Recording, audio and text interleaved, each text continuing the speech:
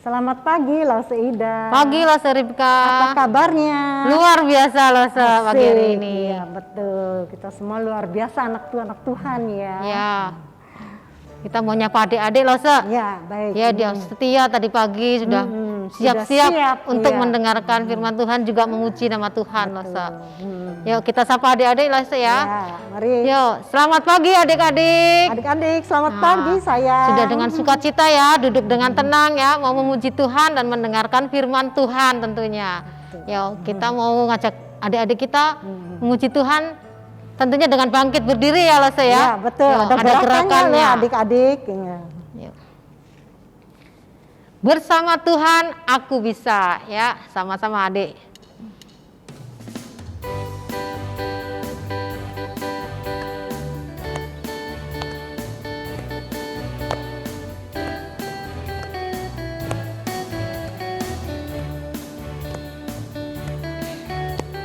Yo.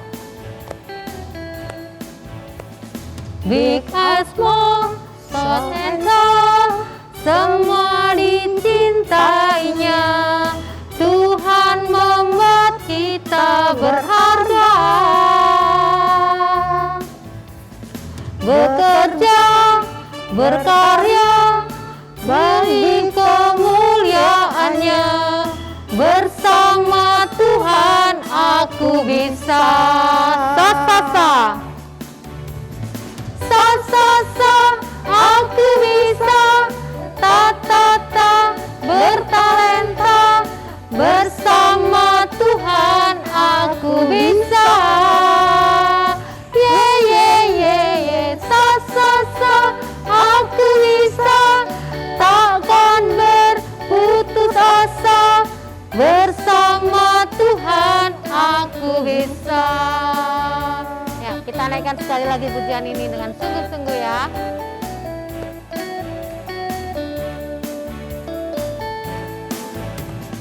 Big or small, short and tall, semua dicintainya. Tuhan membuat kita berharga. Bekerja, berkarya, bagi kemuliaannya. Bersama Tuhan aku bisa. Sa-sa-sa, aku bisa. Ta-ta-ta, bertalenta. Bersama Tuhan aku bisa. Ye-ye-ye, sa-sa-sa, aku bisa. Takkan berputus asa.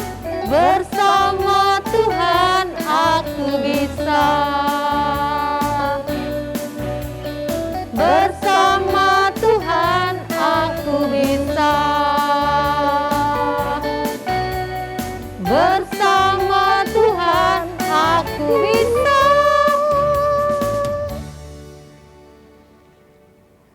Ya, kita sudah memuji Tuhan Lause.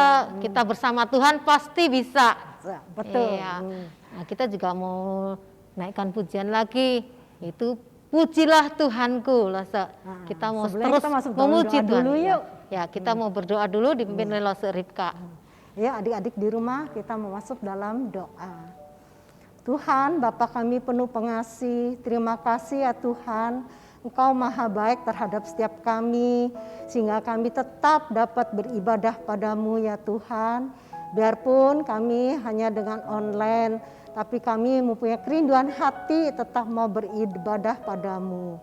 Tuhan, terima kasih ya Tuhan, biar melalui program pelayanan guru sekolah minggu dan anak-anak, ada doa saat teduh untuk guru-guru setiap hari. Dan untuk anak-anak setiap hari Kamis diadakan doa saat teduh.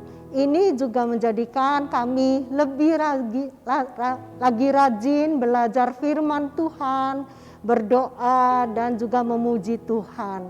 Terima kasih ya Tuhan, segalanya tidak ada yang sulit karena bersama Tuhan kami bisa melayani Tuhan. terima kasih Tuhan sehingga kami tetap mempunyai hidup dengan penuh sukacita, bahagia dan juga sehat selalu dalam rohani dan jasmani kami. Tuhan, sebentar lagi kami juga akan mendengarkan firman-Mu, Tuhan juga berkati. Kami berdoa ya Tuhan dalam nama Tuhan Yesus, Juru Selamat kami yang hidup. Amin. Amin. Ya. Kita memuji Tuhan ya, selama-lamanya kita memuji Tuhan loh, ya. Kita mau menyenangkan hati Tuhan. Kita enakan pujian, pujilah Tuhanku. Kita tidak dapat membalas kasih Tuhan ya, Tuhan lebih mengasihi kita. Sangat mengasihi kita dan sangat baik buat kita.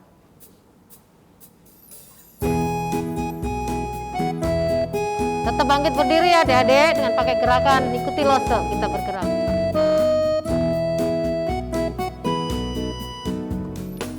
Pujilah Tuhanku selama-lamanya. Pujilah Tuhanku, Dia baik buat saya. Oh, pujilah Tuhanku selama-lamanya.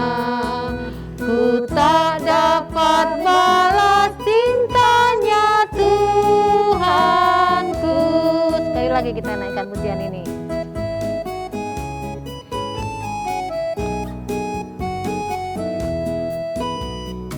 Pujilah Tuhanku selama-lamanya. Pujilah Tuhanku, Dia baik buat saya. Oh, pujilah Tuhanku selama-lamanya. Ku tak dapat balas cintanya Tuhanku.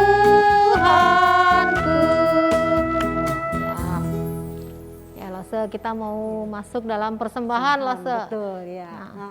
Nah, program kali ini kita menggunakan Celengan. Jadi tidak usah datang ke gereja, kita persembahannya lewat celengan, dikumpulkan di rumah masing-masing kan, Lose. Kita nanti dibagi celengan anak-anak di rumah. Anak-anak dapat celengan di rumah dan anak-anak bisa dengan setia memberikan persembahan ya. melalui celengan.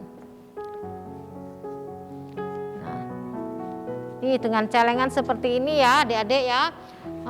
Kita memberikan persembahan di rumah, kita masukkan untuk persembahan tiap minggunya. Mau tiap hari boleh ya Lose ya, mau bebas, persembahan tiap hari bebas. Nah, ini nanti dibagi ke adik-adik semua. Nah, di sini bisa dihiasi adik-adik, bisa dilukis. Adik terserah mau melukis seperti apa nanti di sini. Nah, nanti di bulan Desember dikumpulkan Lose nih. Betul, iya. Nah, nanti gambarnya yang bagus. Wah, kira-kira ada hadiah nggak Lose ya? Ada tuh. Ada hadiahnya. Adik mau gambar di sini, mau bentuk apa terserah, karakter apa terserah. Nah, nanti bisa dilihat sama Lose gambarnya yang bagus yang mana. Nanti kalau bagus dapat hadiah Lose ya. Iya, betul. Ya, kita mau persembahan ya, Lose. Ya, kita sudah memberikan persembahan ya melalui celengan ya untuk mulai bulan ini ya Lose ya. Iya, mulai bulan ini kita pakai celengan adik-adik ya. Enggak usah pakai scan QRIS juga sama rekening gereja. Ya. Sebelum kita mendengarkan firman Tuhan, kita mau naikkan pujian yaitu baca kitab suci. Dan persembahan ini ada ayatnya loh. Oh iya, ada ayatnya. Kita mau baca ya, adik-adik kalau bisa di rumah baca bersama-sama ya. Kita 2 Korintus pasal 9 ayat 7. Hendaklah masing memberikan menurut kerelaan hatinya. Jangan dengan sedih hati atau karena paksaan, sebab Allah mengasihi orang yang memberi dengan sukacita. Ya, adik-adik, 2 Korintus 9 ayat ke-7. Ya, ini ayat persembahan buat kita minggu ini ya Lose. Ya. Kita mau mendengarkan firman Tuhan, kita naikkan pujian dulu. Baca kitab suci.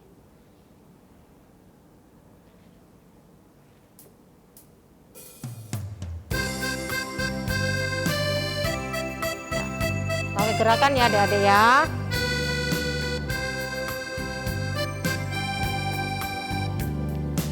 Baca kitab suci, doa tiap hari, doa tiap hari, doa tiap hari. Baca kitab suci, doa tiap hari kalau mau tumbuh. Kalau mau tumbuh, kalau mau tumbuh, glory haleluya. Baca kitab suci, doa tiap hari kalau mau tumbuh. Sekali lagi kita naikkan pujian.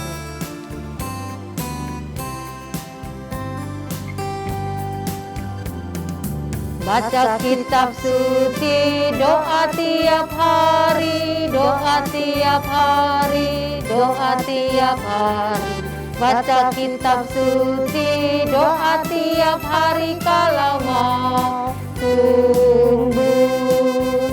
Kalau mau tumbuh, kalau mau tumbuh, glory haleluya. Baca kitab suci, doa tiap hari kalau mau tumbuh.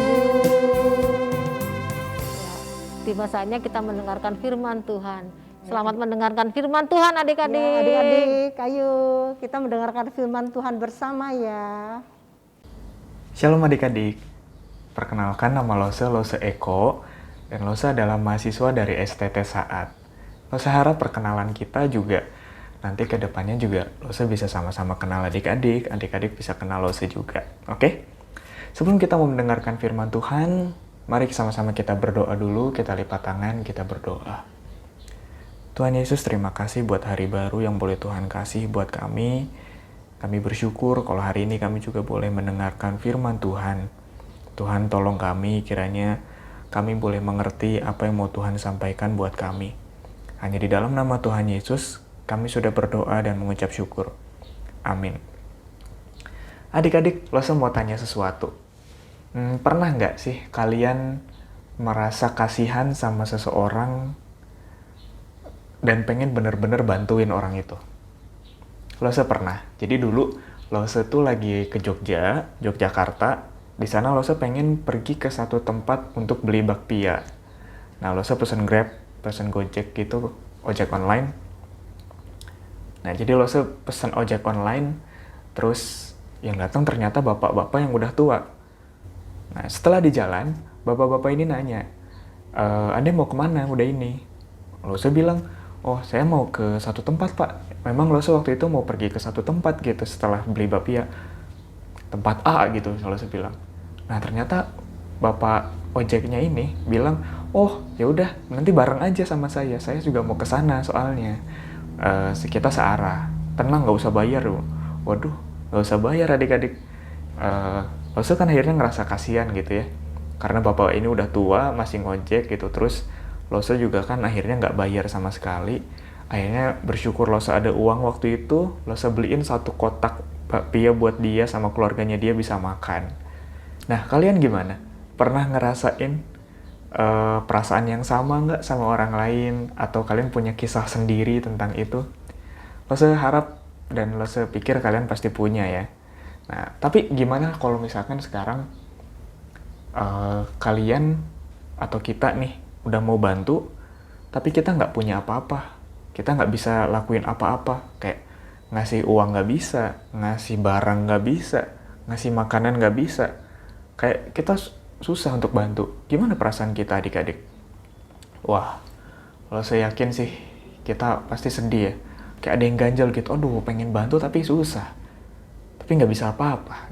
Kalau mungkin kita yang ngerasain juga, mungkin adik-adik sedih ya. Kita butuh bantuan, tapi orang-orang pada nggak mau bantuin kita.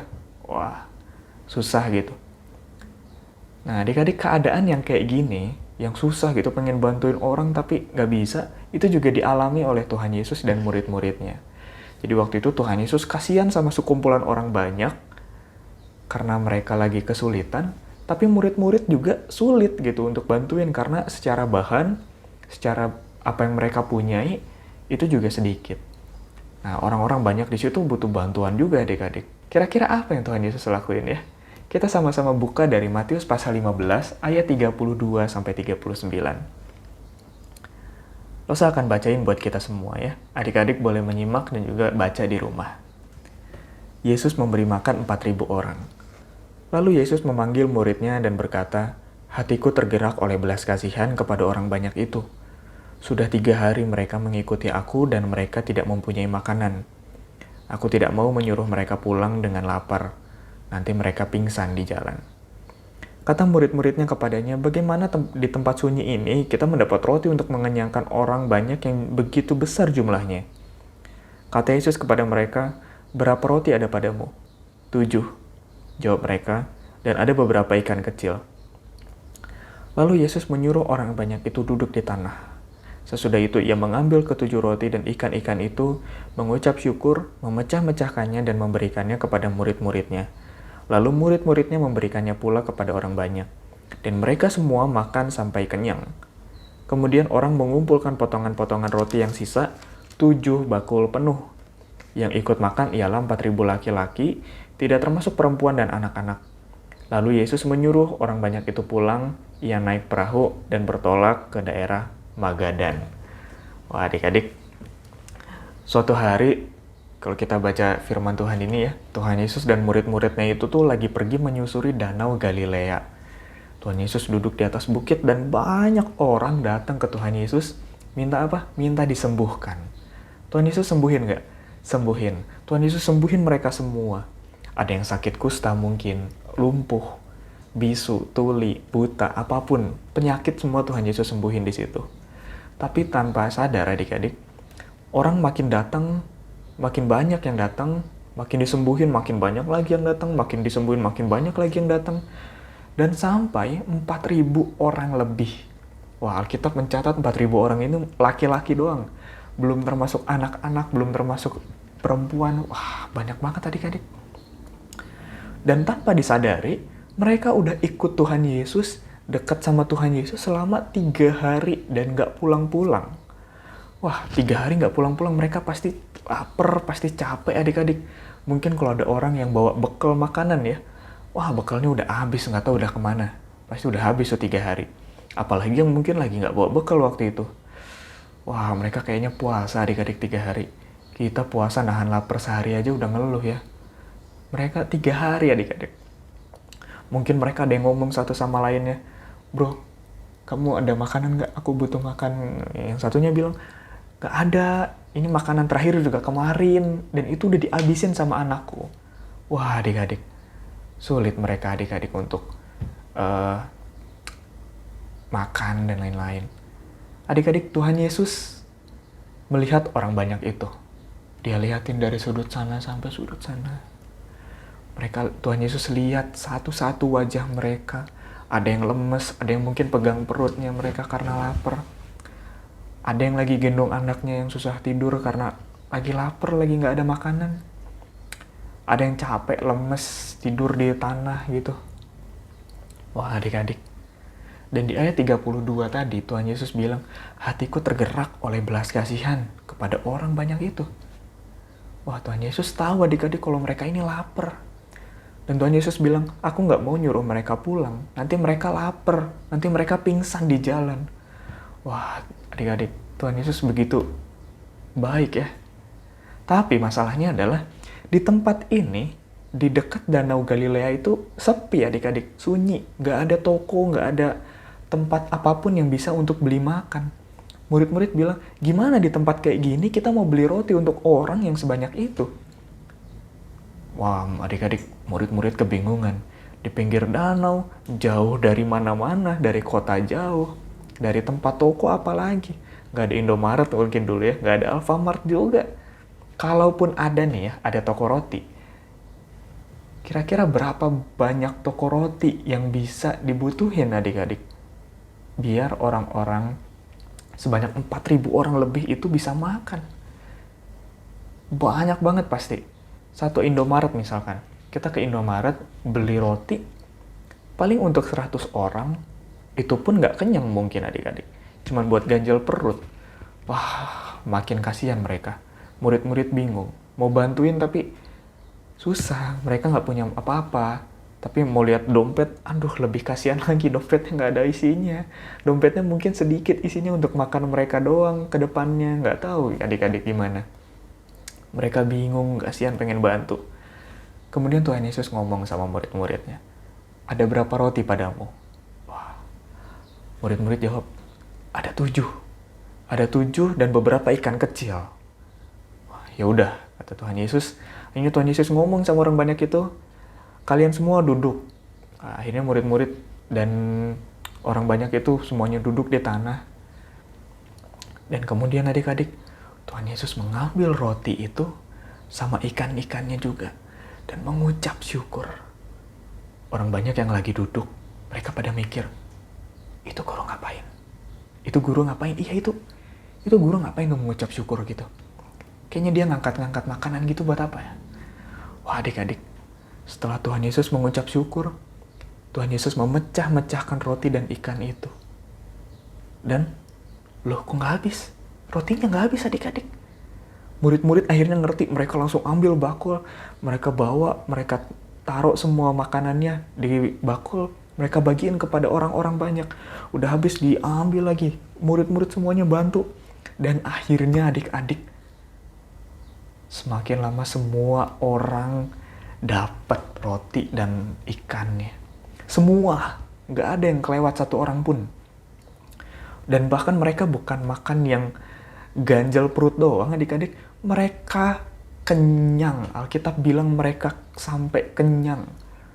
Wah, bahkan adik-adik, dari roti yang tadi cuma 7 roti dan beberapa ikan kecil, masih ada sisa 7 bakul penuh. Wah adik-adik luar biasa ya Tuhan Yesus ya. Semuanya bisa makan, akhirnya mereka pulang nggak pingsan gitu. Adik-adik 4.000 orang lebih bisa makan. Kenyang, bukan cuma ganjel. Itu bukti kalau Tuhan Yesus begitu peduli sama mereka adik-adik. Tuhan Yesus tahu mereka butuh makan. Tuhan Yesus tahu mereka kalau nggak makan mereka akan pingsan di jalan. Mungkin rumahnya juga jauh gitu. Tuhan Yesus peduli sama mereka dan hatinya tergerak oleh belas kasihan. Dan itu bukan cuma di omongan doang. Tapi Tuhan Yesus lakuin. Tuhan Yesus buktiin. Dia adakan mujizat biar semua orang bisa makan. Dia menunjukkan dia adalah Allah yang begitu peduli sama kebutuhan manusia. Adik-adik, gimana dengan kita? Kita bisa nggak rasain kepeduliannya Tuhan buat hidup kita? Seringkali kita sendiri lupa kalau Tuhan Yesus itu peduli sama kita. Wah, sering banget saya dengar kata-kata Tuhan Yesus peduli sama saya, tapi ya biasa aja gitu. Mungkin kita bilang, Tuhan Yesus nggak peduli sama saya. Adik-adik, apa yang seringkali bikin kita lupa kalau Tuhan Yesus itu peduli sama kita? Atau karena mungkin semua yang kita rasain itu adalah hal-hal yang kita anggap normal-normal aja gitu. Ya bisa nafas, bisa makan, ya itu normal, semua orang juga bisa gitu. Atau kita lupa Tuhan Yesus peduli karena ketika kita punya keinginan sesuatu, Tuhan Yesus nggak kabulin itu. Mana Tuhan Yesus nggak peduli sama aku minta PS5, aku minta HP baru, minta laptop, Tuhan nggak kasih. Tapi coba kita pikirin lagi adik-adik, hal-hal sederhana yang ada di hidup kita. Kita masih bisa sehat, masih bisa nafas dengan seger. Itu bukti kalau Tuhan Yesus baik sama kita, peduli sama kita. Masih banyak orang-orang di luar sana yang sebenarnya butuh. Mereka butuh oksigen, mereka butuh sehat, mereka pengen sehat, tapi mereka susah. Mereka mungkin butuh oksigen dan itu bayar adik-adik, sedangkan kita gratis.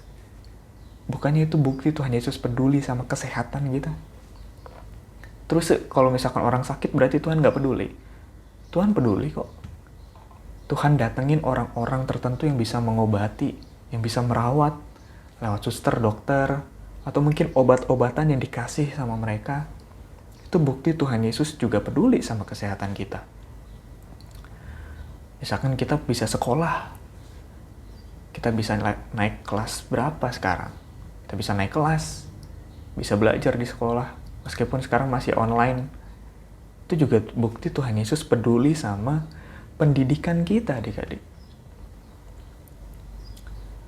Bersyukur kalau misalkan kita masih punya orang tua, papa, mama, kakek, nenek, paman, bibi, atau siapapun yang mungkin menjagai kita, yang mungkin memelihara kita. Itu bukti kalau Tuhan Yesus peduli sama pertumbuhan kita.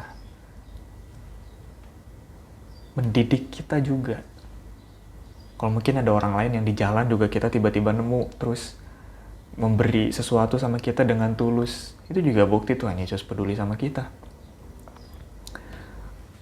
Terus soal keinginan saya gimana? Tuhan Yesus nggak peduli dong.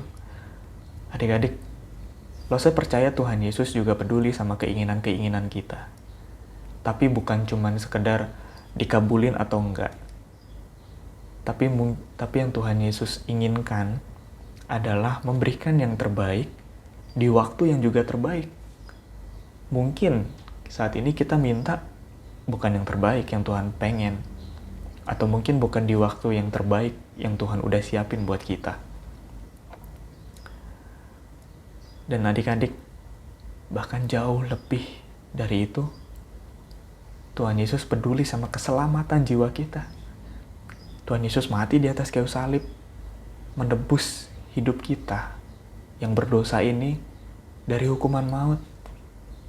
Itu bukti terbesar kalau Tuhan Yesus tuh peduli sama keseluruhan hidup kita, adik-adik. Kalau masalah sulit yang kita hadapin kayak dosa aja Tuhan Yesus peduli, masa sih masalah-masalah kecil lainnya kayak sekolah, pendidikan kita, keluarga kita, kesehatan kita, keinginan-keinginan kita, Tuhan gak peduli? Saya yakin Tuhan juga peduli, adik-adik.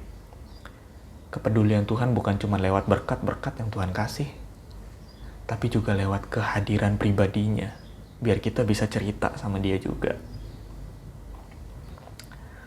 Adik-adik, percaya yang kita lakuin kepada Tuhan itu juga butuh kepekaan.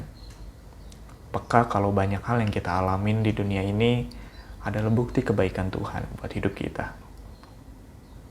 Seringkali kita nggak sadar, kita nggak peka aja sama kebaikan Tuhan. Makanya kita susah banget percaya sama Tuhan, percaya Tuhan itu baik sama kita.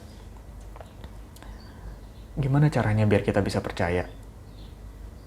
Kita belajar untuk ingat-ingat lagi. Ingat-ingat ulang, remember kepedulian Tuhan apa. Belajar untuk sadar, hal kecil ini ternyata juga bukti Tuhan peduli sama aku. Misalkan kita bisa nulis diary, hari ini Tuhan Yesus lakuin sesuatu yang baik apa. Atau kita nulis di satu buku kosong gitu, hari ini Tuhan Yesus apa yang baik buatku. Kita ingat-ingat lagi kepedulian Tuhan. Ketika kita nanti lihat buku itu lagi, halaman-halaman sebelumnya, kita bisa ingat kalau, Tuhan Yesus peduli sama aku selama ini. Adik-adik, di tengah banyak hal yang kita alamin, entah itu baik, entah itu buruk, kita bisa terus percaya sama Tuhan Yesus. Dan ingat, kalau Tuhan Yesus itu peduli banget sama kita. Mau kita percaya sama Tuhan Yesus? Kiranya Roh Kudus menguatkan kita ya. Mari sama-sama kita berdoa. Tuhan Yesus, terima kasih karena Engkau begitu baik buat kami, Engkau peduli sama hidup kami, Engkau peduli sama keselamatan jiwa kami. Tuhan, seringkali kami mungkin lupa kalau Tuhan itu peduli sama kami. Maaf Tuhan, tapi kiranya kami mau terus belajar untuk ingat kalau Engkau baik di hidup kami dan bersyukur atas kebaikan Tuhan yang boleh kami rasain. Terus pimpin kami ya Tuhan, anak-anak-Mu ini. Hanya di dalam nama Tuhan Yesus kami sudah berdoa dan mengucap syukur. Amin.